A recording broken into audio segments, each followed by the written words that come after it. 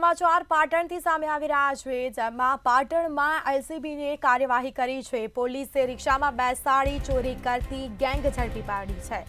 LCB પોલીસે આ ગેંગની ધરપકડ કરી છે। રિક્ષામાં આધેડ મુસાફરોને બેસાડીને નજર ચૂકવી અને ચોરી કરતા હતા। પોલીસે બાતમીના આધારે રિક્ષા અને ગેંગને ઝડપી પાડી છે, જેમાં પોલીસે મહિલા અને 3 પુરુષોને શંકાના આધારે પકડી પાડ્યા છે। આખરે આ મામલે તપાસ થશે। અમદાવાદથી રિક્ષા લઈને આવી ગેંગ આધેડ મુસાફરોને બેસાડતા હતા। અગાઉ પણ ગેંગે પાટણમાં આધેડને રિક્ષામાં બેસાડીને ચોરી કરી હતી। એલસીબી પોલીસે મુદ્દામાલ જપ્ત કર્યો છે। 58,837નો મુદ્દામાલ આરોપી પાસેથી કબજે કરાયો છે। પોલીસે ગુનો નોંધીને આરોપી વિરુદ્ધ કાર્યવાહી કરી છે। વધુ વિગતો સાથે સંવાદદાતા પ્રવીણ દરજી ફોન લાઈન પર જોડાયા છે। જે એલસીબી પોલીસે રિક્ષામાં બેસાડીને ચોરી કરતી ગેંગને ઝડપી પાડી છે, શું છે સમગ્ર મામલો?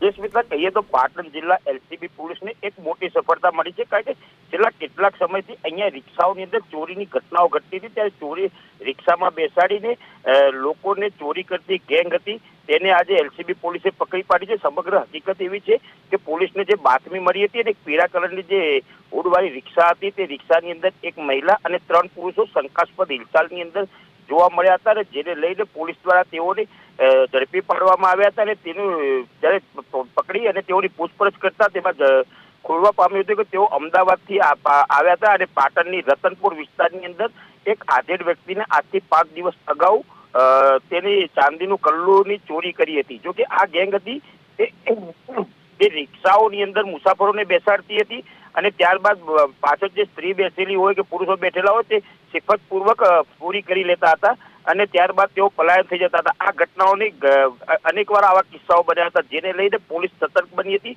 અને પોલીસે જે રિક્ષાની અંદર આ જે ગેંગ આવી હતી તેની અંદર મુકેશભાઈ ઉર્ફે કાનકટ્ટો ખોખરીવાળો અને કલ્પેશભાઈ ભૂરો ઢોલકાવાળો તેમજ શીલા જે મુકેશની પત્ની હતી તે અને જેસલ માજી રાણા, આ 4 વ્યક્તિઓ હતા।